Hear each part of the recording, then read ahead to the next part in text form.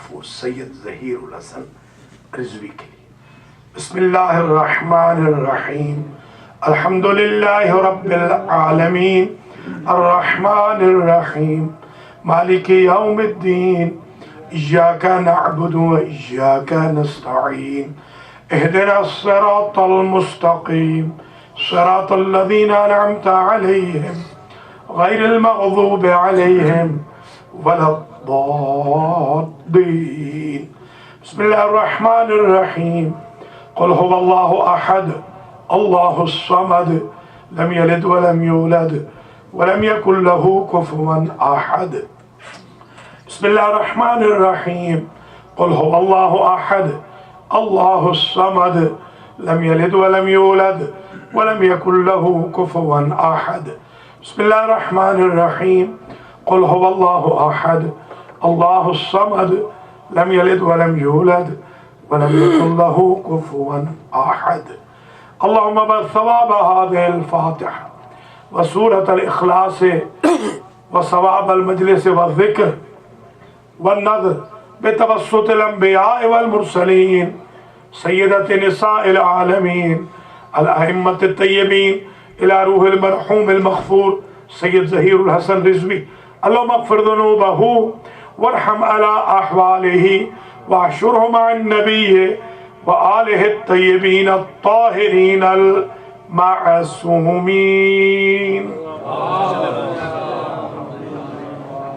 اعوذ باللہ من الشیطان الرجیم، بسم اللہ الرحمن الرحیم، الحمدللہ رب العالمین بارئ الخلائق اجمعین والعاقبۃ لأہل التقوی والیقین، الصلاة والسلام علی سید الانبیاء والمرسلین سیدنا و مولانا ابی القاسم محمد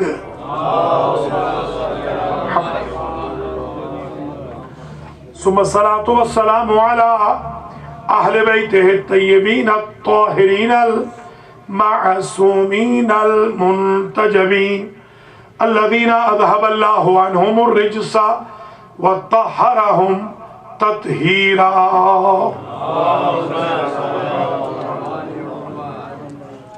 واللعنة الدائمة الباقية على أعدائهم أجمعين من يوم ظلمهم إلى قيام يوم الدين، أما بعد فقد قال الله سبحانه وتعالى في كلامه المجيد وفرقانه الحميد وهو أصدق الصادقين، بسم الله الرحمن الرحيم، وفديناه بذبح عظيم۔ صلوات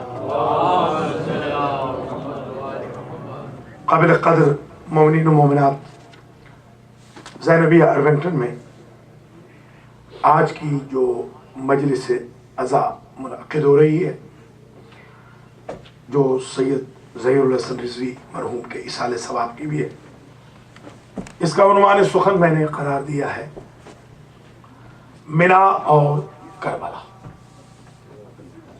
کل کی گفتگو ہوگی بلاغت امام سجاد کے بارے میں، پرسوں کی گفتگو ہوگی فضائل و مصائب حضرت عباس کے بارے میں۔ تو آج کا عنوان بڑا ہی امپورٹنٹ ہے، اس لیے کہ منا اور کربلا، اس تناظر میں کہ ان دونوں کا تقابل کیا جائے، یہ پہلی مرتبہ عزت حاصل کر رہا ہوں یہ عنوان قرار دینے کی۔ سب سے پہلے تو یہ سمجھ لیجئے کہ منا نام ہے خواب کا، کربلا نام ہے تعبیر کا۔ منا سیکریفائس کی تھیوری ہے، کربلا قربانی کا پریکٹیکل ہے۔ منا نامکمل داستان عشق ہے، کربلا مکمل داستان محبت الہی ہے۔ یوں کہوں کہ جو منا میں تھوڑی بہت کمی رہ گئی تھی وہ پوری کی ہے کربلا۔ مگر عجیب اتفاق ہے کہ منا بھی امام کے گھر سے ہے، کربلا بھی امام کے گھر سے۔ ابراہیم پر امامت شروع ہوئی साबिका उम्मतों की, अली पर इमामत शुरू हुई उम्मत मोहम्मद की। मिना भी इमामत से, करबला भी इमामत से, और दोनों का जिक्र कुरान मजीद में मौजूद है, हदीस कुदसी में भी है, सहीफों में भी है, दोनों का जिक्र, मिना का जिक्र भी, करबला का भी।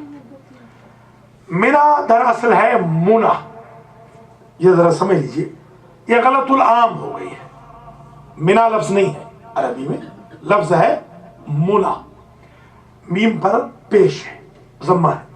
इसका मतलब होता है गोल, क्योंकि हजरत इब्राहीम मिना में अपने गोल को पहुंच गए थे, इसलिए इस सरजमीन का नाम अल्लाह ने मुना रख दिया। कसरत इस्तेमाल से ये मिना हो गई।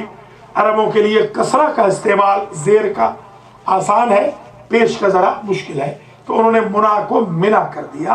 तो दरअसल ये भी आपके जहन में आ जाए कि मिना को मिना कहते क्यों है। दरअसल मुना है यानी हदफ, गोल, नस्बुल ऐन।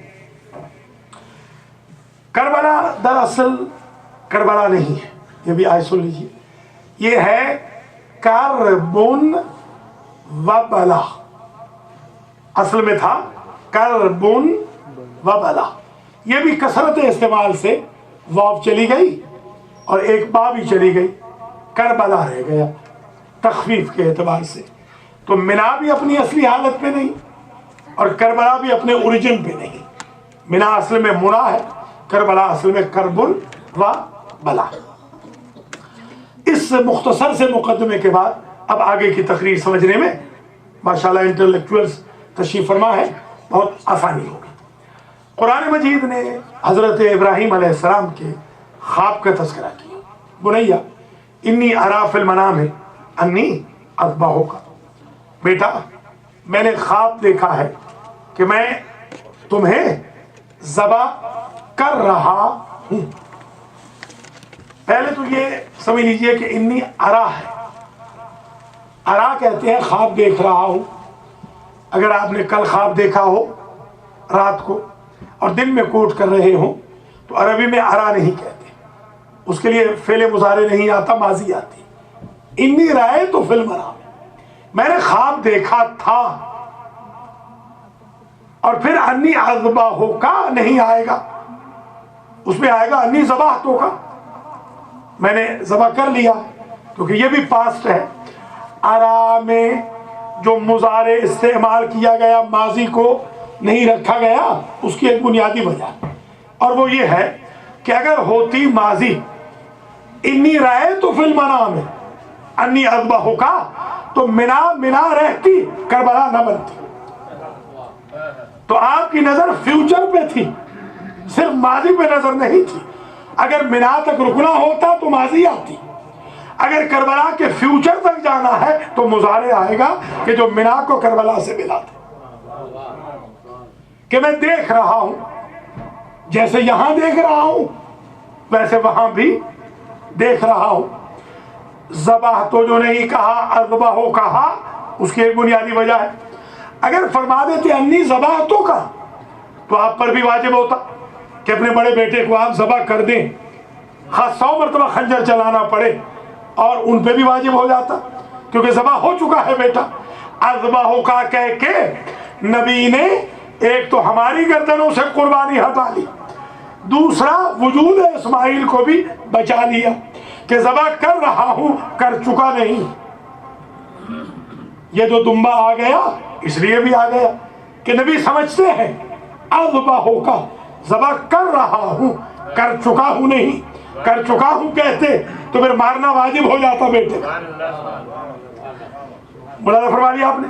अच्छा, अब बुनैया इन्नी अरा फिल मनाम अन्नी अज़बाहो का फंजुर माज़ा तरा, आप अपनी राय बतलाइए। आप ये बताएं कि ये सेक्रीफाइस अगर तो हुक्म इलाही है, वाजिब है, तो फिर फर्ज है, तो फिर राय का मतलब क्या है? आप थोड़ी अपने बच्चों से पूछते हैं कि नमाज पढ़ोगे राय बतलाओ, रोजा रखोगे राय बतलाओ। अम्र बिल मारूफ है शरीयत में, अर्ज़ बिल मारूफ कोई गुंजाइश नहीं रखता। आप भी अर्ज़ बिल मारूफ मत कीजिएगा अपनी औलाद को। अगर अर्ज़ बिल मारूफ करेंगे तो बच्चे खराब हो जाएंगे, امر بالمعروف ہے، آرڈر ہے، کمانڈمنٹ ہے، ریکویسٹ نہیں ہے، ارجنگ نہیں ہے، ہمبلی ریکویسٹ نہیں ہے، ڈو اور ڈو ناٹ ڈو ہے، امر و نہی اسے کہتے ہیں۔ جب سے مسلمانوں نے امر کو عرض میں بدلا ہے اور نہی کو التجا میں بدلا ہے، پریشانیاں پیدا ہونی شروع ہوئی ہیں۔ احکام شریعت کو چینج نہ کریں، یہ امر بالمعروف ہے۔ تو آپ تھوڑی پوچھیں گے اپنے بچوں سے کہ آپ نے نماز پڑھنی ہے تو ذرا رائے بتلائیے، تو جب آپ نہیں پوچھ رہے تو ابراہیم کیوں اسماعیل سے پوچھ رہے ہیں؟ نبی کو تو پوچھنا ہی چاہیے، دونوں نبی ہیں، کیوں پوچھ رہے ہیں؟ یہ اس بات کی دلیل ہے کہ کسی میدان میں نہیں پوچھا جاتا، نہ نماز کے لیے، نہ روزہ کے لیے، نہ حج کے لیے، نہ زکوٰۃ کے لیے، نہ خمس کے لیے، نہ امر و نہی کے لیے، نہ تولا و تبرہ کے لیے، کسی امر میں پوچھا نہیں جائے گا، مگر جہاد کے لیے مجاہد کی اوپینین پوچھی جائے گی تاکہ وہ لڑے تو دل سے لڑے، کہیں راہ فرار اختیار نہ کرے۔ یہ نبی نے ایک ٹرینڈ ڈال دیا کہ پوچھ کے لے جاؤ۔ حضور کسی جگہ جبرن کسی کو نہیں لے گئے، کسی بھی میدان کے اندر پہلے پوچھتے تھے کہ جا سکتے ہو تو چلو، اس لیے کہ باقی اعمال سے فرار اختیار کرنے سے کفر لازم نہیں آتا، مگر جہاد سے فرار کرنے سے کفر لازم آتا ہے۔ خاص طور پہ جب معصوم کو چھوڑ کے بھاگا جائے تو کفر ہو جاتا ہے۔ نماز چھوڑ دے تو فسق ہے، جہاد چھوڑ دے تو کفر ہے۔ اس لیے ضروری ہے کہ مجاہد سے اوپینین لے لی جائے۔ اب مجاہد نے کیا کہا؟ یا ابت افعل ما تؤمر ستجدنی انشاءاللہ من الصابرین۔ آپ کو جو حکم ملا ہے وہ کر گزریے۔ باپ کہتے ہیں خواب ہے، بیٹا کہتا ہے حکم ہے۔ یہ دور ابراہیم و اسماعیل سے طے ہو گیا کہ امت کا خواب اور ہے، نبی کا خواب اور ہے۔ نبی کے خواب کو انڈر اسٹیمیٹ نہ کیجئے گا۔ خلیل کے خواب سے مینا بن گئی، حبیب کے خواب سے کربلا بن گئی۔ کچھ میں نے فرمایا آپ نے، وہ بھی خواب ہے، یہ بھی خواب ہے۔ تو فنظر ماذا تری یا ابت افعل ما تؤمر ستجدنی انشاءاللہ من الصابرین۔ اللہ چاہے گا تو آپ مجھے صابروں میں سے پائیں گے۔ اب یہ قرآن میں ایک اور جملہ بھی ہے حضرت موسیٰ علیہ السلام کا۔ انہوں نے خضر سے کہا کہ خضر مجھے لے چلیں، ستجدنی انشاءاللہ صابرا، اللہ چاہے گا تو آپ مجھے صابر پائیں گے۔ اب آپ ایمان سے بتائیں موسیٰ کو صابر پایا خضر نے؟ 3 ہی ایکشن کیے، تینوں میں ری ایکشن بے صبری کا تھا، اور باقاعدہ اس میں بے صبری کا تانا بھی قرآن میں موجود ہے۔ علم اقل لک انک لن تستطیع معی صبرا، کیا میں نے نہ کہا تھا موسیٰ کہ صبر نہ کر پاؤ گے؟ تو اب بتائیے، وہ کہہ رہے ہیں میں صبر کروں گا اور قرآن کہہ رہے ہیں صبر نہیں کیا، تو پھر نبی نے یہ کہا کیوں؟ تو یاد رکھنا یہ انشاءاللہ کا جملہ بتاتا ہے کہ نبی نے اپنی عصمت ایسے بچائی ہے کہ اللہ چاہے گا تو صبر کروں گا نا، جب اس نے چاہا ہی نہیں اس میں میرا کیا قصور؟ تو انشاءاللہ کا جملہ آپ بھی کہتے رہیے گا تاکہ مزاج کے اندر تقوی پنپتا رہے اور ظاہر ہے کہ اللہ کی منشا بھی شامل رہے۔ تو اس میں تو بچ گئی، مگر یہ ضرور ہے کہ موسیٰ کو صابر نہیں پایا۔ کوئی ٹیکنیکلی وجہ ضرور ہے۔ موسیٰ ہے اولو العزم نبی، وہ صابر نہیں۔ اسماعیل ہے غیر اولو العزم نبی، وہ صابر ہے۔ کیا کوئی دعا میں، تمنا میں، الفاظ میں کوئی فرق ہے؟ تو میں جو سمجھاؤں وہ یہ کہ موسیٰ نے کہا تھا خضر آپ مجھے لے چلیں، آپ مجھے صابر پائیں گے، اور اسماعیل نے کہا تھا بابا جو امر ملا ہے کر گزریے، آپ مجھے صابروں میں سے پائیں گے۔ تو موسیٰ اللہ سے ڈائریکٹ مانگ رہے ہیں، کچھ صابروں کو انوالو نہیں کر رہے، اور اسماعیل اپنے سے بہتر صابروں کا وسیلہ بنا رہے ہیں۔ تو جب موسیٰ جیسے کلیم اللہ کو اللہ ڈائریکٹ نہیں دیتا تو آج کے 15ویں صدی کے ملا کو اللہ ڈائریکٹ کیسے عطا کر دے؟ محمد وآل محمد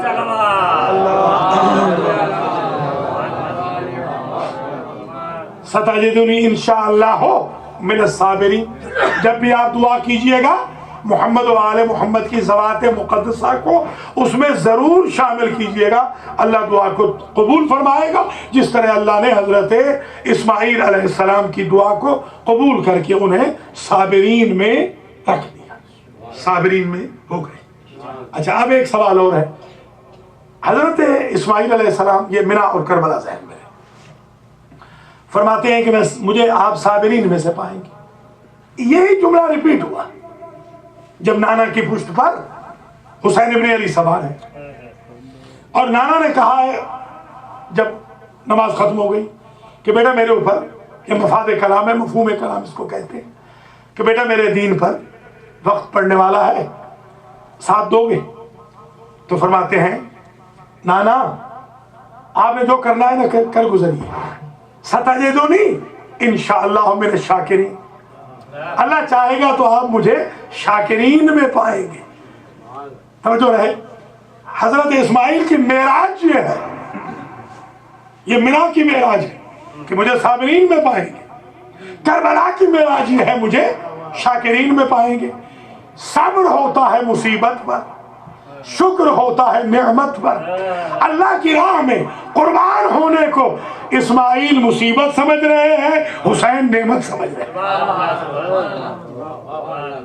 ملاحظہ کیا آپ نے؟ یہ فرق ہے حضرت اسماعیل علیہ السلام میں، حضرت امام حسین علیہ السلام میں۔ پھر عجیب منزل فکر یہ ہے کہ قرآن نے باقاعدہ اسی ایثار ابراہیمی کو ریپلیس کیا، وَفَدَيْنَاهُ بِذِبْحٍ عَظِيمٍ۔ آپ نے سینکڑوں مرتبہ بلکہ ہزاروں مرتبہ اس عنوان کی آیتوں کو تو سنا ہوگا، مگر آج مجھ فقیر کی اس محنت کو بھی ذرا دیکھ لیجئے۔ وَفَدَيْنَاهُ بِذِبْحٍ عَظِيمٍ، ہم نے فدیہ کر دیا۔ فدیہ سمجھتے ہیں نا؟ اگر آپ روزہ نہ رکھ سکے تو آپ فدیہ کر دیں، ایک مد، اس کو کہتے ہیں فدیہ۔ تو فدیہ کس کا ہوتا ہے؟ مجبور کا۔ بیمار تھے آپ، روزہ نہیں رکھ سکے، فدیہ ہے۔ اگر مجبور نہ ہو، مختار ہو، تو پھر فدیہ نہیں ہوتا۔ اب ذرا سمجھیے، وَفَدَيْنَاهُ بِذِبْحٍ عَظِيمٍ، ہم نے فدیہ کر دیا ابراہیم کے ایثار کو ذبح عظیم سے، یعنی ابراہیم جس میدان رزمگاہ میں مجبور نظر آتے ہیں، وہاں فاطمہ کا لال مختار نظر آ رہا۔ کوئی ملاحظہ کیا بدلا؟ بنا مجبور کی قربانی، کربلا مختار کی قربانی۔ عجیب ہے منزل فکر۔ اس کے بعد اللہ نے ارشاد فرمایا ان ھذا لہو البلاء المبین، یہ جو امتحان ہم نے لیا تھا نا، ابراہیم سے کہا، یہ بلاء مبین۔ پورے قرآن مجید میں یہ جو بلا کا لفظ ہے یہ 6 مرتبہ استعمال ہوا ہے۔ آئے ذرا 6 کی 6 آیتیں سن لیجیے۔ پہلی آیت یہی ان ھذا لہو البلاء المبین، دوسری آیت میں کہا وَلِيُبْلِيَ الْمُؤْمِنِينَ مِنْهُ بَلَاءً حَسَنًا، جب اللہ کسی مومنین میں سے کسی کو امتحان میں، ٹیسٹ میں کامیاب کرتا ہے تو انہیں بلاء حسن سے میجر کرتا ہے، اس حسن بلا میں کس درجے پہ پہنچتے ہیں۔ تو یہ دوسری مرتبہ لفظ بلا آ گیا۔ تیسری مرتبہ وَآتَيْنَاهُم مِّنَ الْآيَاتِ مَا فِيهِ بَلَاءٌ مُبِينٌ، ہم نے انہیں عطا کیا، انبیاء کو بھی اور مومنین کو بھی، آیات سے جس میں بلاء مبین تھی۔ ہم نے انہیں بلاء مبین سے آزمایا۔ یہ 3 لفظ آگے جن میں بلا کا ذکر ہے، اب 3 اور سماعت فرما لیجیے۔ وَإِذْ قَالَ مُوسَىٰ لِقَوْمِهِ اذْكُرُوا نِعْمَةَ اللَّهِ عَلَيْكُمْ إِذْ أَنْجَاكُمْ مِنْ آلِ فِرْعَوْنَ يَسُومُونَكُمْ سُوءَ الْعَذَابِ يُذَبِّحُونَ أَبْنَاءَكُمْ وَيَسْتَحْيُونَ نِسَاءَكُمْ وَفِي ذَلِكُمْ بَلَاءٌ مِّن رَبِّكُمْ عَظِيمٌ۔ موسیٰ نے کہا اپنی قوم سے کہ اس وقت کو یاد کرو جب اللہ نے تمہیں نعمت سے نوازا، کہ فرعونیوں کے شر سے، قتل سے، टेररिज्म से, तुम्हारे बच्चों के ज़बह करने से अल्लाह की ज़ात ने तुम्हें बचाया उस इम्तिहान से, और उसमें तुम्हारे लिए बलाए अलीम थी। दूसरी जगह इरशाद फरमाया इज़ नज्जयनाकुम मिन आले फिरौन यसूमुनकुम सूअल अज़ाब व युज़ब्बिहूना अब्नाअकुम व यस्तहयूना निसाअकुम व फी ज़ालिकुम बलाउम मिन रब्बिकुम अज़ीम। वही सेम, थोड़े से फर्क के साथ वाव का फर्क है। तीसरी जगह बिल्कुल सेम आ रहा है मगर फर्क यहां आएगा, युक़त्तिलूना अब्नाअकुम व यस्तहयूना निसाअकुम व फी ज़ालिकुम बलाउम मिन रब्बिकुम अज़ीम। तीन जगह ये बलाए अज़ीम और तीन जगह वो, इस एक जगह बलाए हसन, दो जगह बलाए मुबीन, तो कुल कितनी हो गई? 6 आयतें। 6 आयतों के इक़्तिबास से पता चला पूरे कुरान मजीद में 6 जगह अल्लाह की ज़ात ने बला का जिक्र किया, 3 जगह बलाए अजीम का जिक्र किया। पूरे कुरान में लफ्ज़ कर्ब भी अल्लाह ने 4 जगह जिक्र किया, 4 जगह लफ्ज़ कर्ब ज़हन में रहे। मिना भी कुरान से और करबला भी कुरान से। वो कैसे? कुरान मजीद के अंदर मिना का भी तज़किरा है और करबला का भी। कर्ब पूरे कुरान में 4 मरतबा, बला पूरे कुरान में 6 मरतबा। एक जगह फरमाया कुल मन युनज्जीकुम, सूरह नहल में, कुल मन युनज्जीकुम मिन ज़ुलुमातिल बर्रि वल बहरि तदऊनहु तज़र्रुअन व खुफ़िया लइन अंजअना मिन हाज़िही लनकूनन्ना मिनश शाकिरीन कुलिल्लाहु युनज्जीकुम मिनहा व मिन कुल्लि कर्बिन सुम्मा अंतुम तुशरिकून। ऐ मेरे हबीब, इनसे पूछिए कि इनको खुशी और तरह की परेशानियों से निजात कौन देता है? क्या वही नहीं जिसको छुप छुप के पुकारते हैं और वो बगैर उनके मजहब का ख्याल रखे हुए उन्हें अता कर देता है, और वादा भी करते हैं कि इस मुसीबत से बच गए तो शाकिर बनेंगे। वो हर मुसीबत से, हर कर्ब से बचाता है और फिर भी उसकी नाशुक्री करते हैं। इस शिकवे में लफ्ज़ कर्ब आया एक जगह। अब 3 और आयतें समाप्त करें। हजरत नूह के किस्से में 2 जगह, फस्तजबना लहू फनज्जयनाहु व अहलहु मिनल कर्बिल अज़ीम। हमने नूह को कर्ब अज़ीम से बचा लिया और उनके अहले खानदान को भी, उनके अहले बैत को भी हमने कर्ब अज़ीम से बचा लिया। अब वो लोग बताएं जो बीवियों को, नबी की बीवियों को जबरदस्ती अहले बैत में शामिल करते हैं। अगर अहल से मुराद, अहले बैत से मुराद नबी की बीवियां हो तो फिर नूह की बीवी गर्क कैसे हो गई? उसे क्यों नहीं बचाया? अल्लाह फरमा रहा है नूह को बचाया और अहले बैत को बचाया, तो पता चला बीवी अहले बैत में शामिल नहीं, बल्कि सुलभी बेटा भी अहले बैत से निकल गया।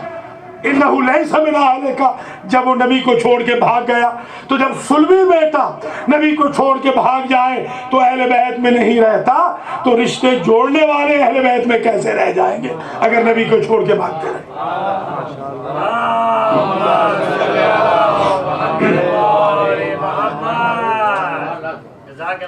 दूसरी जगह कहा वनज्जयनाहु व अहलहु मिनल कर्बिल अज़ीम, और हमने बचा लिया नूह को और उनके अहले बैत को कर्ब अज़ीम से। तीसरी जगह जो कर्ब अज़ीम का लफ्ज़ है, तीसरे कुल 4 जगह, एक जगह सिर्फ कर्ब, अब ये 3 जगह कर्ब अज़ीम। वो हज़रत मूसा और हारून का किस्सा है। नज्जयनाहुमा व कौमहुमा मिनल कर्बिल अज़ीम, हमने मूसा और हारून को बचा लिया और उनकी कौम को भी कर्ब अज़ीम से, वो दरिया से, नील से, वो फिरौन के शर से हमने उन्हें बचा लिया। तो ये बात तय हो गई कि पूरे कुरान में लफ्ज़ कर्ब ज़हन में रहे 4 मरतबा, लफ्ज़ बला 6 मरतबा। तो अब समझ में आई बात कि अशरा हो गया ना करबला का, कर्ब और बला मिलके अशरा हो गया। अब अशरा मुहर्रम पे तो एतराज़ नहीं करेंगे, अगर करें तो फिर मैं कुरान से अशरा साबित करता हूँ। तिल का अशरतुल कामिला, अशरा मुकम्मल होता है। और कैसे? बिस्मिल्लाहिर्रहमानिर्रहीम वल फज्र व लयालिन अश्रिन व शफ़े वल वत्र। कसम है फज्र आशूर की, कसम है आशूर की 10 रातों की, अली की कसम, फातिमा की कसम। دیکھیے قرآن مجید میں عاشورہ کا بھی ذکر آ گیا، عشرہ کا بھی ذکر آ گیا، فجر کا بھی ذکر آ گیا، 10 راتوں کا بھی ذکر آ گیا۔ جو نہیں مناتے وہ ثابت کریں، جو مناتے ہیں وہ تو ثابت کر ہی چکے ہیں۔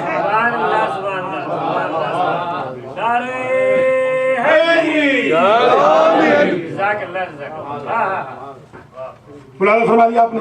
اور 3 جگہ بلائے عظیم، 3 ہی جگہ کرب عظیم۔ اب ذرا توجہ رکھیے گا، کرب عظیم 3 جگہ، کرب کل 4 دفعہ، بلائے عظیم 3 جگہ، بلا کل 6 مرتبہ۔ عجیب تناسب ہے، 3 مرتبہ ہی کرب عظیم، 3 ہی مرتبہ بلائے عظیم، کرب بھی عظیم، بلا بھی عظیم۔ اور اب اللہ کا ارشاد وَفَدَيْنَاهُ بِذِبْحٍ عَظِيمٍ، ہم نے جس عظیم سے ریپلیس کیا ہے وہ ذبح عظیم ہے، کرب بھی عظیم، بلا بھی عظیم، ذبح میں حسین بھی عظیم۔ کچھ ملاحظہ فرما دیا آپ نے؟ یہ قرآن سے ثابت ہو گیا لفظ کربلا۔ عجیب بات یہ ہے کہ منا اور کربلا کا ذکر قرآن میں باقاعدہ موجود ہے۔ ایک اور بات ذہن نشین فرما لیجیے، منا والوں کو اللہ کی ذات نے کعبہ دیا، ظاہر ہے کہ کربلا والوں کو کربلا دی۔ بہت توجہ ہے۔ عجیب منظر فکر یہ ہے کہ یہ نہیں کہا کہ کعبے کی زیارت 1 مرتبہ کرو تو 70 مرتبہ زیارت حسین کا ثواب ملے گا۔ کوئی سمجھنے کی کوشش فرمایا کیا کہنا؟ ادھر فرمایا اگر 1 مرتبہ، پھر کہا بھی کس نے؟ نبی نے۔ اور راوی کون ہے؟ ام المومنین۔ وہ فرماتی ہے میں گھر میں بیٹھی تھی، حسین تھے بچے، حسین آئے، حسین کو پیار کیا، میں نے کہا حسین آپ کو بہت پیارا ہے؟ کہا ہاں، منظار الحسین فکانما حج البیت مرتن، جو میرے حسین کی 1 مرتبہ زیارت کرے گا گویا اس نے 1 مرتبہ حج کی، حج بیت اللہ کیا۔ میں نے کہا استعجاباً تعجباً، بی بی کہتی ہیں مرتن، فرمایا 10 مرتن، جس نے 1 مرتبہ حسین کی زیارت کی اس نے 10 حج کی ہے۔ میں نے کہا 10، آپ نے فرمایا 20 مرتن، جس نے 1 مرتبہ میرے حسین کی زیارت کی اس نے 20 حج کی ہے۔ میں نے کہا 20، آپ نے کہا 30، میں نے کہا 30، آپ نے کہا 40، میں نے کہا 40 تعجب میں، آپ نے کہا 50، میں نے کہا 50، آپ نے کہا 60، میں نے کہا 60، آپ نے کہا 70، میں نے کہا 70، آپ نے کہا 80، 80، میں نے کہا 80، آپ نے کہا 90۔ جو میرے حسین کی 1 مرتبہ زیارت کرے گا اسے 90 حج کا ثواب ملے گا۔ اب میں خاموش ہو گئی اور مجھے حضور کہتے ہیں اما تکلمی، یا حمیرہ بولتی نہیں ہو، آگے بولو۔ میں خاموش ہو گئی۔ حضور نے کہا فوالذی نفس محمد بیدہ، اس رب کی قسم لو سألتینی الی یوم القیامہ لأضاعف اللہ ثواب زیارت الحسین، اگر تو قیامت تک پوچھتی رہتی حسین کے ظاہر کا ثواب قیامت تک اللہ بڑھاتا۔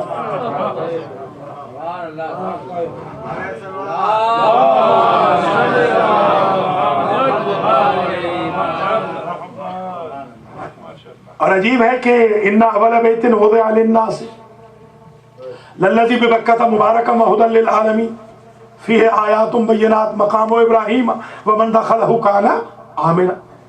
اللہ تعالیٰ آپ سب کو حج پہ لے جائے، بار بار آپ جائیں، عمرے پہ جائیں، تشریف لے جائیں، دیکھیں تو صحیح۔ ان اول بیت، اللہ نے جو پہلا گھر بنایا وہ کہاں بنایا؟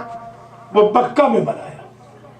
آپ میں سے اکثر حج کر چکے ہیں، آپ بتائیں آپ مکہ گئے تھے یا مکہ گئے تھے؟ آپ مکہ گئے تھے نا، MECCA ہے نا، BECC تو نہیں ہے، یا MA کر لیجیے، B تو نہیں نا۔ آخر مولوی میں اتنی عربی اللہ کو نہیں آتی، اللہ مکہ کیوں نہیں کہہ رہا؟ مکہ کیوں کہہ رہا؟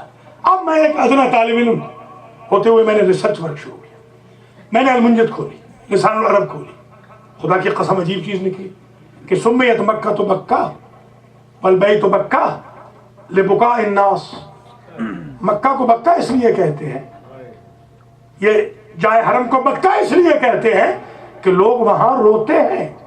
لیجئے پہلا جو گھر اللہ نے بنایا وہ تو رونے والوں کے لیے بنایا ہے. آپ کہیں اور حج کریں، یہ تو گھر میں رونے والوں کے لیے ہے. اللہ نے گھر ہی تو منا کا تعلق بھی رونے والوں کے ساتھ، کربلا کا تعلق بھی رونے والوں کے ساتھ. دلیل کیا ہے؟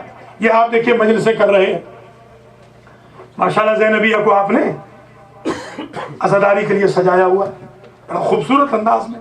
یہ تکیے ہیں تو یہ کالے، یہ پردے ہیں تو یہ کالے، باہر کے کرٹن ہیں تو وہ کالے، ممبر کے اوپر بھی کالا کپڑا ہے. ذاکر آتا ہے تو کالا کپڑا پہن کر، ماتمی آتا ہے تو کالا کپڑا پہن کر. کبھی آپ نے سوچا کہ مینا اور کربلا میں کیا تقابل ہے؟ مینا میں بیت کے اوپر کالا کپڑا اور چادر یمانی، کالی چادر فاطمہ کی اہل بیت کی اوپر. ذرا غور فرمائیں، ادھر بھی سیاہ ادھر بھی سیاہ. اگر سیاہ کپڑا بدعت ہوتا تو اللہ کم از کم اپنے گھر پہ تو نہ رکھتا. وہاں سے تو اللہ کو ہٹا دینا چاہیے تھا. وہاں کیا مجبوری ہے؟ کسی بھی نبی امام سے کہہ دیتا کہ خبردار. اور یہ پھر میں نے جب تاریخ پڑھی تو ابراہیم علیہ السلام کے دور سے کالا لباس آ رہا. اس سے پہلے کعبہ پر غلاف نہیں ہوتا. غلاف اس وقت سے شروع ہوا ہے جب سے امامت شروع ہوئی. کالا لباس امامت کی طرف ہوتا. یہ نبوت کی سائنس میں نہیں ہے، یہ امامت کی سائنس میں. تو کالا لباس اس وقت سے آیا، کالا غلاف جب سے ابراہیم آئے. اور باقاعدہ یہاں پر آپ کے ملک میں لاس اینجلس میں ایک صاحب ہے علامہ ڈاکٹر احمد الصقر، وہ ملک بدر ہیں، سعودی عرب کے، یہ نیٹو ہیں. ان کو وہاں سے نکال دیا گیا تھا ایک کتاب لکھنے کی وجہ سے. اس کتاب میں یہ لکھتے ہیں، اس کتاب کا نام ہے تاریخ الحرم ہے.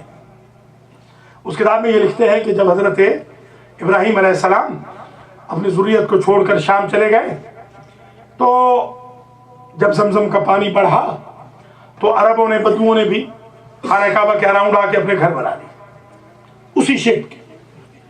کیونکہ ان کی عادت تھی جہاں پانی ہوتا تھا وہاں گھاٹ پر یہ اپنے گھر بنا لیتے، پڑاؤ کر لیتے تھے. تو ایک روز اسماعیل علیہ السلام کہتے ہیں بھیڑ بکریاں چرا کے جو واپس آئے تو کیا دیکھیں اماں رو رہی ہیں. کہا اماں رو کیوں رہی ہیں؟ کہا اس لیے کہ آپ کے بابا حاجی بھیجتے ہیں. حج بیت اللہ اس زمانے میں بھی ہوتا تھا اپنے طریقے کا. تو آج وہ حاجی جب آئے شام سے، حج تو کر کے گئے مگر آج انہوں نے عرب کے بدو کے گھر کا طواف کر لیا. اس لیے کہ کوئی سائن تو ہے نہیں، علامت تو کوئی ہے نہیں خانہ کعبہ کے اوپر. تو حضرت اسماعیل نے بارگاہ رب العزت سے سوال کیا، الہام ہوا کہ تمہاری ماں کی 2 چادریں ہیں سیاہ، ایک چادر نشانی کے طور پہ کعبے پہ لٹکا دو تاکہ رہتی دنیا تک یہ ثبوت مل جائے کہ جدھر کالا نشان ہوتا ہے وہ اللہ کا گھر ہوتا ہے اور جو کالے کپڑے سے خالی ہوتا ہے وہ بدو کا گھر ہوتا ہے. اب یہ تو آخر یہاں بیٹھا ہے الحمدللہ. آپ اس کی تصدیق بھی فرما سکتے ہیں. تاریخ الحرمین عربی کی کتاب ہے، اس سے میں یہ آپ کی خدمت میں پڑھ رہا ہوں. آپ نے دیکھا کہ کیونکہ یہ بیت اللہ منا والوں کا مرکز ہے اس لیے آپ نے دیکھا کہ یہاں کالا لباس ہے، کالا غلاف. اچھا، اب منا اور کربلا کے تناظر میں ایک بات یاد رکھیے، منا کا لنگر جاری ہے زمزم کی صورت میں، سمجھ رہے ہیں؟ کربلا کی سبیل جاری ہے سبیل غازی اور لنگر حسین کی شکل میں. ذرا آپ دیکھ لیجئے، نہ وہ ختم ہوتا ہے نہ یہ ختم ہوتا ہے. اسے بھی ختم کرنے کی کوشش کی گئی، ختم نہ ہوا. اسے بھی ختم کرنے کی کوشش کی جاتی ہے. بلکہ یوں کہوں کہ حاجی حج بیت اللہ سے آج آئے، آج کل تو حاجی اللہ تعالیٰ معاف رکھے حج پہ جاتے ہیں فراڈ کرنے کے لیے. ای میل دیکھ رہا ہوں عجیب عجیب قسم کے جھوٹ، فریب، استغفر اللہ ربی واتوب الیہ. ایک وہی خانہ کعبہ ہی رہ گیا ہے لوگوں کے لیے جھوٹ بولنے کے لیے، فریب کرنے کے لیے. تو حاجی اگر آ جائے حج سے اور اس کے ہاتھ میں زمزم کا پانی نہ ہو تو آپ اسے حاجی نہیں مانتے. حالانکہ یہ مناسک میں شامل کوئی نہیں، مناسک میں نہیں ہے، سمبل بن گیا ہے. بالکل لائک وائز کربلا کا ظاہر کربلا سے آئے اور خاک شفا لے کر نہ آئے تو اسے کوئی ظاہر نہیں سمجھتا. نہ زمزم ختم ہو رہا ہے نہ خاک شفا ختم ہو رہی ہے، نہ منا کی برکت ختم ہو رہی ہے، اس میں بھی شفا ہے اس پانی میں.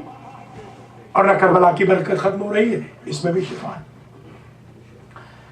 ایک چیز اور سمجھ لیجیے، مینا والے جو کہ نامکمل قربانی والے ہیں، ان کے ہاں آپ ملاحظہ فرماتے ہیں کہ ان الصفا والمروہ من شعائر اللہ فمن حج البیت او اعتمر فلا جناح علیہ ان یطوف بہما۔ صفا بھی ہے ان کے ہاں، مروہ بھی ہے، اور اس کے درمیان سعی بھی ہے۔ تو دوسرے لفظوں میں اگر میں یہ کہوں کہ اگر نامکمل قربانی والوں کا جلوس جائز ہے، یہ جلوس ہی تو ہے نا جس میں عورت مرد سب جا رہے ہیں، جہاں بھی دوڑی تھی وہاں سے دوڑتے ہیں، جہاں چلی تھی وہاں چلتے ہیں، تو اگر نامکمل قربانی والوں کا جلوس صفا اور مروہ کے درمیان جائز ہے تو مکمل قربانی کربلا والوں کا جلوس کیسے بدعت ہو جائے گا؟ اور آپ ملاحظہ فرماتے ہیں کہ دیکھیے وہاں بھی لباس ایک جیسا، اور بلکہ جوانوں کو تلقین کروں گا کہ جب بھی مجلس حسین میں جائیں کم از کم ایام اعضاء میں تو ضرور سیاہ لباس پہن کے جائیں۔ کیوں؟ یہ سمبل ہے۔ دیکھیے آپ تو ماشاءاللہ ہمیشہ جاتے ہیں، آپ نے کبھی دیکھا ہے پرپل رنگ کا کوئی صاحب احرام پہنے ہوئے؟ وہ زیادہ خوبصورت ہے سفید رنگ سے۔ پرپل کوئی صاحب کوئی بادشاہ ہو، میں نے اتفاق سے وہ جو سب سے بڑا وہ سلطان ہے برنائی کا اس کے ساتھ اتفاق سے میرا آمنا سامنا ہو گیا، وہ بھی جا رہے تھے، ہم بھی ان کو دیکھا، انہوں نے بھی وہی پہنا ہوا جو ہم نے احرام پہنا ہوا تھا۔ تو یہ بڑی بات ہے کہ ہر ایک کا لباس ایک جیسا، کوئی وہاں کلر نہیں بدلتا، کوئی وہاں تفاخر نہیں کرتا۔ تو اگر مینا والوں کے جلوس میں احرام کا سفید رنگ جائز ہے تو کربلا والوں کے جلوس میں کالا کپڑا کیسے بدعت ہو جائے گا؟ وہ مینا کا جلوس ہے اور یہ کربلا کا جلوس ہے۔ اور عجیب ہے، جب ہم نے گنا میئر کیا تو 378 میٹر ہے صفا سے مروہ۔ آپ جا کے میئر کر لیجیے گا، اب تو کمپیوٹرائز دور ہے، آپ آن لائن چلے جائیں، 378 میٹر ہے ٹوٹل صفا سے مروہ، اور 378 ہی میٹر ہے قبر حسین سے قبر عباس۔ دیکھو مینا اور کربلا ملی کہ نہ ملی؟ یہ مینا کی سعی ہے، وہ کربلا کی سعی ہے۔ صفا و مروہ میں اتنا ہی فاصلہ جتنا روضہ سرکار سید الشہداء اور علمدار کربلا میں فاصلہ۔ اب یہ کوئی ایسے تو نہیں کہ بنا لیا گیا ہے، اس میں کوئی فیکٹ ہے، حقیقت ہے۔ ان کی سملرٹیز کو اللہ چاہتا ہے، اللہ چاہتا ہے کہ یہ سملرٹیز برقرار رہے اور تفوق رہے کربلا کا۔ دیکھیں عجیب منزل فکر یہ ہے کہ بیت اللہ کو ہر لقب سے نوازا، عظیم نہیں کہا، عظیم کہا ہے عرش کو، یا عرش عظیم ہے اور یا کربلا عظیم، وَفَدَيْنَاهُ بِذِبْحٍ عَظِيمٍ۔ یہ عجیب ہے، عرش بھی عظیم، کربلا بھی عظیم۔ ایک بات اور سمجھ لیجئے کہ آپ ملاحظہ فرماتے ہیں احرام کے اندر کوئی مچھر نہیں مارے، کوئی انسیکٹ کو کل نہیں کرتا، لا رفث ولا فسوق ولا جدال فی الحج، حج میں لڑائی جھگڑا نہیں، گالی گلوچ نہیں۔ کیوں؟ کیونکہ یہ حکم ہے کہ جب احرام میں انسان ہو تو پیسفل ہو۔ ایک بات طے ہو گئی، جیسے ہی احرام سے نکلے گا بندہ پھر لڑنے مرنے پہ تر جائے گا۔ آپ نے دیکھا کتنے احرام باندھنے والوں نے سوسائڈنگ اٹیکس کیے، کیونکہ وہ پارٹ ٹائم احرام والے ہیں۔ تو جو پارٹ ٹائم احرام والے ہیں ان کے ہاں تو آپ کو سوسائڈنگ بھی ملے گی، ان کے ہاں تو کلنگ بھی ملے گی، ٹیررزم بھی ملے گا، گالی گلوچ بھی ملے گا۔ جو کربلا کے پرماننٹ احرام والے ہیں ان کے ہاں آپ کو سوسائڈنگ بھی نہیں ملے گی، ٹیررزم بھی نہیں ملے گا، لڑائی جھگڑا بھی نہیں ملے گا، گالیاں بھی نہیں ملیں گی۔ تو جو شارٹ ٹائم کے لیے، پارٹ ٹائم کے لیے احرام باندھتے ہیں ان کے ہاں بعد میں ٹیررزم ملتا ہے، کیونکہ ہمارا احرام ہے امام زمانہ کے آنے تک، جب تک انتقام مکمل نہیں ہوتا، لہذا ہمارے ہاں دہشت گردی نہیں ملے گی۔ اللہم صلی اللہ محمد۔ دیکھتے آئیے احرام میں آپ تھے تو آپ نے ظہرین کی نمازیں اکٹھی پڑھی، ایسے تھا نا، اور مغربین کی نمازیں بھی اکٹھی پڑھی احرام میں جب تھے. حالانکہ احرام میں انسان کے پاس اتنا وقت ہوتا ہے کہ باقی دنوں میں تو ہوتا ہی نہیں وقت. احرام میں تو کام ہی کوئی نہیں. عرفات میں کیا کام ہے سوائے دعا پڑھنے کی؟ مزدلفہ میں کیا کام ہے؟ کوئی کام ہی نہیں. وہاں تو اللہ کو چاہیے تھا، اللہ فرماتا کہ اگر گھر میں اکٹھی پڑھتے ہو تو وہاں اکٹھی نہ پڑھنا، تمہارے پاس ٹائم ہی ٹائم. اللہ نے فرمایا ایک اذان 2 اقامت سے پڑھو، دوسری اذان بھی نہیں کہی، فاصلہ بھی نہیں ڈالنا. ایک تو بات یہ طے ہو گئی کہ اگر اکٹھی نماز پڑھنا حرام ہوتی تو اللہ حاجی سے کم از کم احرام میں حرام نہ کرواتا. ذرا سمجھنے کی کوشش کیجیے گا کہ مذہب حق کی حقانیت کہاں کہاں پتہ چلتی ہے. اور دوسری بات ایک اور طے ہو گئی کہ جب بندہ احرام میں ہوتا ہے تو اکٹھی پڑھتا ہے، تو کیونکہ آپ ہیں پارٹ ٹائم احرام میں حج کے، لہذا جب آپ احرام میں ہوتے ہیں اکٹھی پڑھتے ہیں، جب احرام سے نکلتے ہیں الگ الگ پڑھتے ہیں. ہم ہیں کربلا کے پرماننٹ احرام میں، اس لیے ہم پرماننٹ اکٹھی پڑھ رہے ہیں. جب ہمارے امام آ جائیں گے انتقال کربلا مکمل ہو جائے گا، ہم بھی الگ الگ پڑھیں گے، اس لیے کہ احرام میں نہیں رہیں گے. محمد وآل محمد صلوات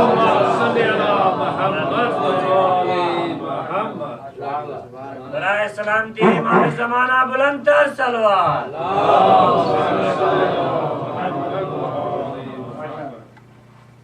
تو ملاحظہ فرمایا آپ نے وہ منا اور یہ کربلا. اب 5 آیتوں کی زحمت اور فرما لیں، میں آپ کی زحمتوں کو ختم کر دوں. 5 آیتیں اور، تھک تو نہیں گئے؟ 5 آیتیں اور سنیں باقی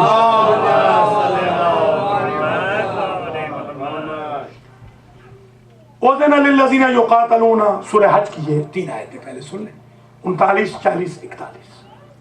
اذن للذین یقاتلون، وہ لوگ جن پر جنگ مسلط کی گئی انہیں اللہ کی طرف سے اذن جہاد ہے. بأنہم ظلموا، اس لیے کہ وہ مظلوم ہیں. وَأَنَّ اللَّهَ عَلَى نَصْرِهِمْ لَقَدِيرٌ، اللہ ان کی نصرت پر قادر ہے، قدرت مند ہے.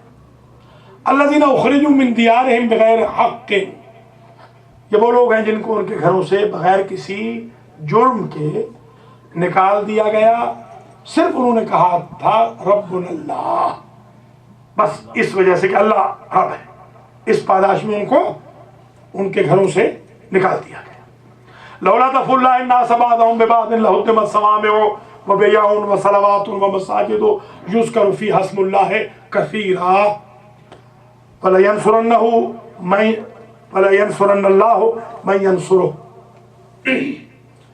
اللہ تعالیٰ اس کی مدد کرتا ہے جو اس کی مدد فرمائے. وَإِنَّ اللَّهَ لَقَوِيٌّ عَزِيزٌ، اللہ قوی و عزیز ہے. یہ کون لوگ ہیں کہ جن لوگوں کی وجہ سے کلمہ بچا، اذان بچی، کلیسا بچے، کنیسہ بچے، ٹیمپل بچے، مسجدیں بچی. اگر یہ لوگ نہ ہوتے تو اللہ کا نام لینے والا کوئی نہ ہوتا. بہرحال یہ کون لوگ ہیں؟ اگلی آیت میں ارشاد ہوا الذین ان مکناہم فی الارض اقاموا الصلاۃ وآتوا الزکاۃ وامروا بالمعروف ونہوا عن المنکر وللہ عاقبۃ الامور.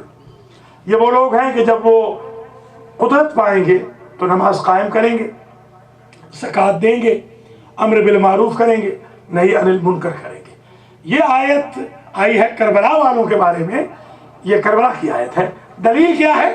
دلیل یہ ہے کہ جب آپ زیارت وارث پڑھتے ہیں شب جمعہ میں تو آپ کیا کہتے ہیں؟ اشہد انک قد اقمت الصلاۃ وآتیت الزکاۃ وامرت بالمعروف ونہیت عن المنکر.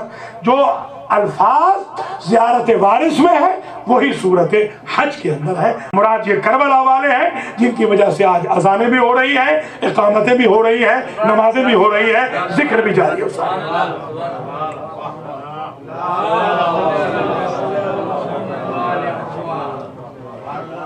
دو آیتیں اور سن لیجیے اور ٹاپک تمام ہو. ان اللہ اشتری من المؤمنین، سورہ توبہ آیت نمبر 111 آیت نمبر 112. ان اللہ اشتری من المؤمنین انفسهم واموالهم بأن لهم الجنۃ یقاتلون فی سبیل اللہ فیقتلون ویقتلون.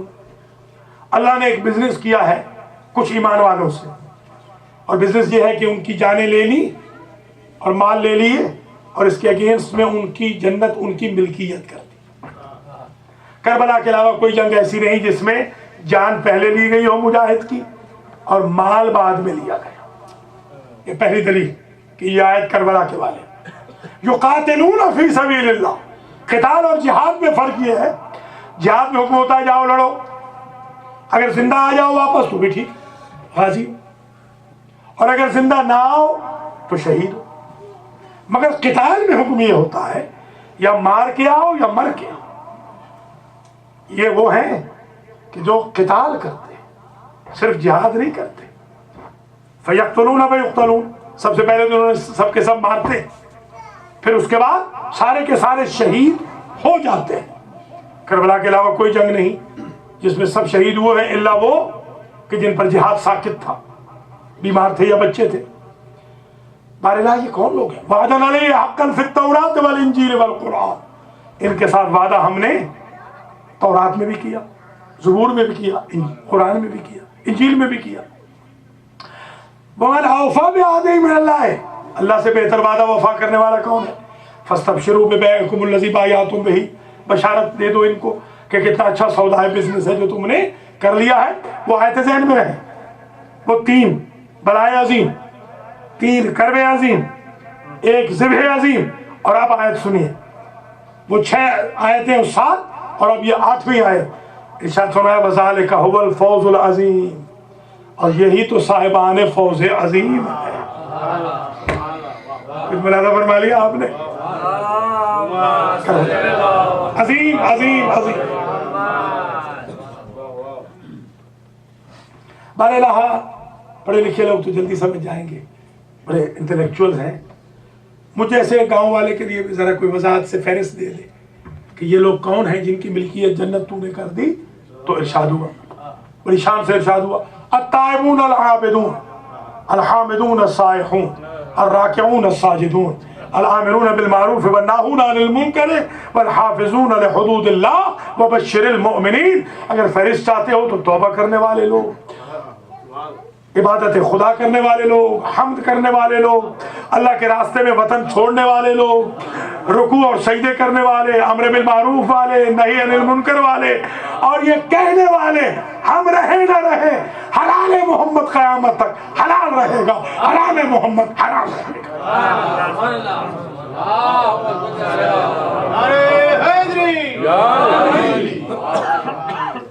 ذرا ملاحظہ فرمائیں آپ کہ جنت ان کی ملکیت ہو گئی. اب کوئی نہ کہے کہ امام حسین کا ذکر قرآن میں کہا ہے. بھیا یہاں تو حر کا ذکر ہے. توبہ کرنے والے کون ہیں؟ حر کے بھائی، حر کے بیٹے، وہب قلبی، زہیر کین.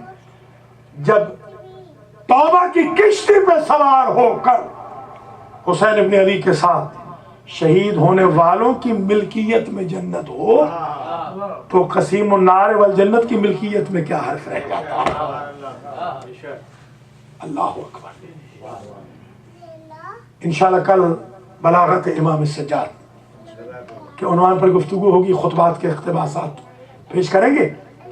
اور آج ذکر کرنا ہے ان اسیروں کا کہ جو کربلا سے بے مقنع چادر گرفتار کیے گئے. شامیاں بستن بازو زینب و کلثوم، اس طرح رسول زادیوں کے ہاتھ پس گردن باندھے. اس کی چند وجہ معلوم ہوتی ہے کہ پس گردن کیوں باندھے. ایک وجہ تو یہ نظر آتی ہے کہ جب تھوڑی دیر کے بعد یہ اپنے اپنے ورثاء کے لاشوں پہ پہنچیں گی تو گرتے وقت ان کو تکلیف ہو. ایک وجہ مجھے یہ سمجھ میں آتی، ایک وجہ مجھے اور بھی سمجھ میں آتی، اور وہ یہ ہے کہ آدمی جب سوار ہوتا ہے ناقہ پر تو اس کے ہاتھ کھلے ہونے چاہیے تاکہ وہ پکڑ کے سوار ہو سکے. تو ان ظالموں نے دونوں اعتبار سے یہ خیال رکھا کہ سوار ہوں بیویاں تو تکلیف ہو، گرے تو تکلیف، اور مقتل نے دونوں کی نقشہ کشی کی۔ اللہ اکبر، ماشاءاللہ صاحبان درد ہے۔ یاد رکھیے بعض اوقات مقتل پڑھنا پڑتا ہے تاکہ ڈاکومنٹیشن بن جائے۔ یہ روایت ہے امام سجاد کی، فرماتے ہیں کہ ظالم آس پاس آ گئے میری پھوپھیوں بہنوں ماؤں کے، اور کہتے ہیں نرکبکم نرکبکن، ہم تمہیں سوار کریں گے۔ علی کی بیٹی کو جلال آ گئے، کہتی ہے اما تستحیون، تمہیں حیا نہیں آتی؟ نام بنات رسول اللہ، ہم رسول کی بیٹی ہیں، تمہاری یہ مجال؟ نرکب بعضنا بعضا، ہم میں سے بعض کو سوار کریں گے، ہم جانے اور سوار کرنا جانے۔ زینب ام کلثوم سید سجاد مل کے سب کو سوار کرتے رہے، ایون دونوں پھوپھیوں نے مل کے بھتیجے کو سوار کیا۔ اب دو رہ گئی، ایک زینب ایک ام کلثوم۔ بی بی زینب کہتی ہے میں نے عجب منظر دیکھا کہ غابت ام کلثوم، میری بہن ام کلثوم غائب ہو گئی۔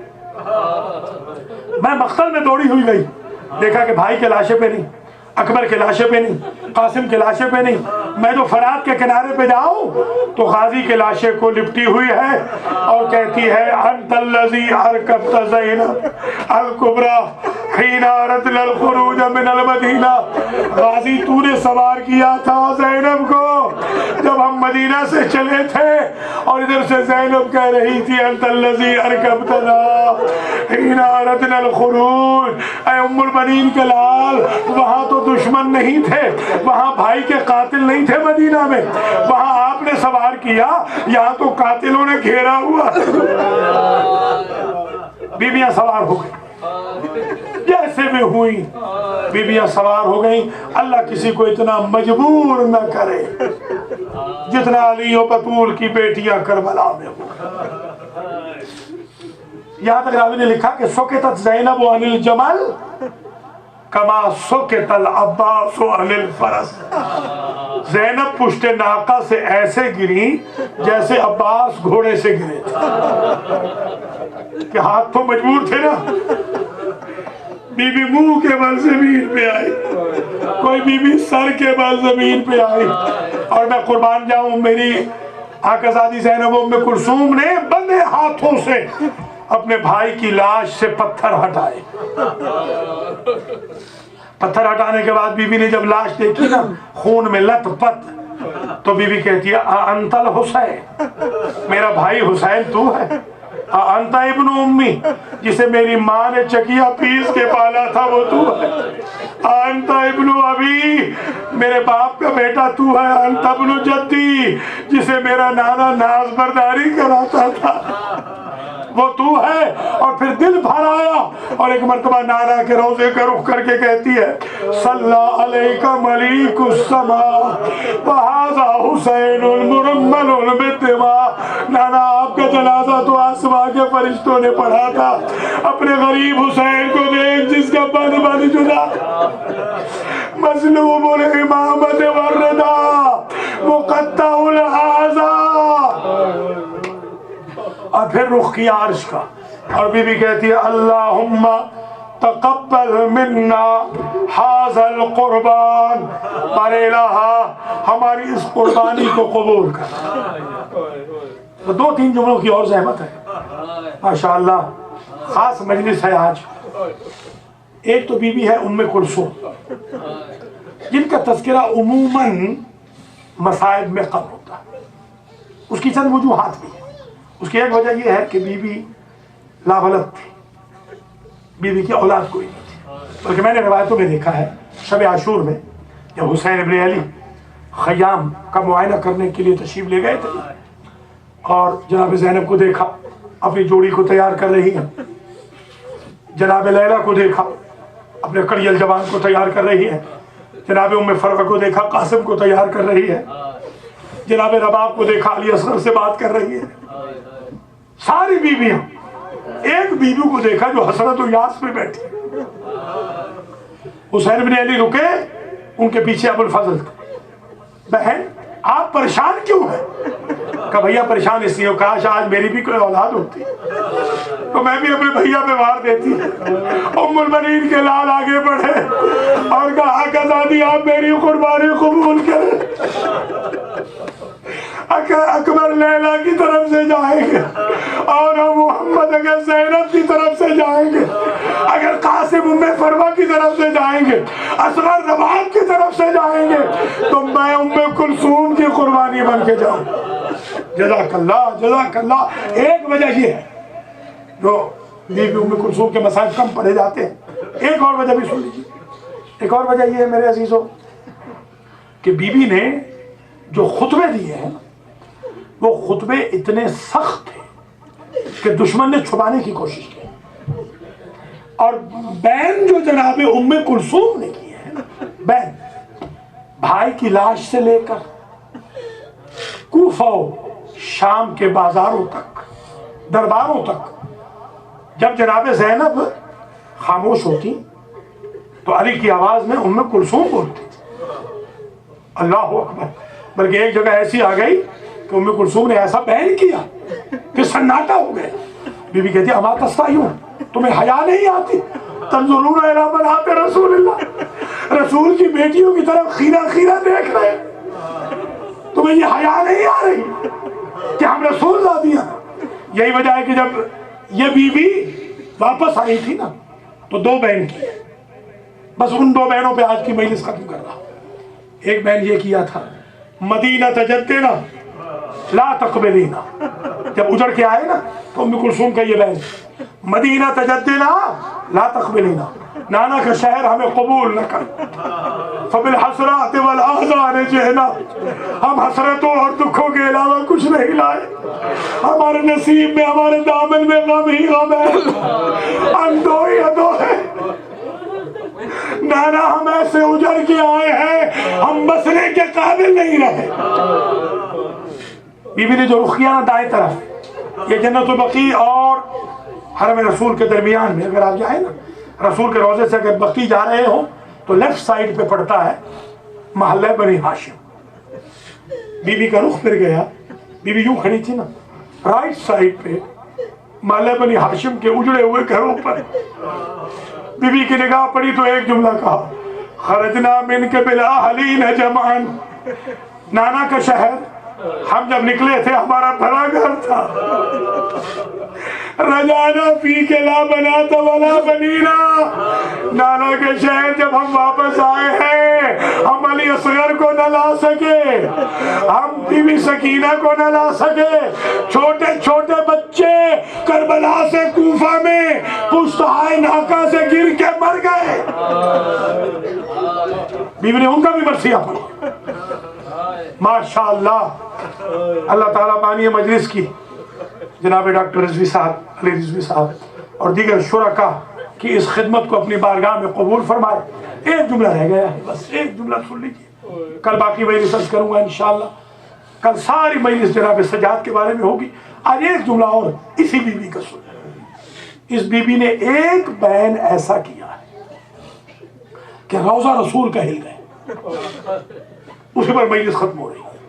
بہت کم آپ نے یہ بیان سنے ہیں بی بی کے, 20 بیان ہیں, 20 میں نے لکھے ہیں باقاعدہ, ان میں سے ایک بیان آج سن لیجیے. بی بی کہتی ہے, جب بی بی آئی نا نانا کے روضے پر, نانا کی قبر پر, تو مخاطب کر کے کہتی ہے, نانا ارمان اس بات کا ہے ابو سفیان کی ساری بہو بیٹیاں اپنے اپنے محلوں میں برقعوں میں ملبوس تھی, اور تیری بیٹی کی بیٹیاں کبھی کسی بازار میں کبھی کسی دربار میں. وَسَيَعْلَمُ الَّذِينَ ظَلَمُوا أَيَّ مُنْقَلَبٍ يَنْقَلِبُونَ. أَلَا لَعْنَةُ اللَّهِ عَلَى الْقَوْمِ الظَّالِمِينَ. پروردگار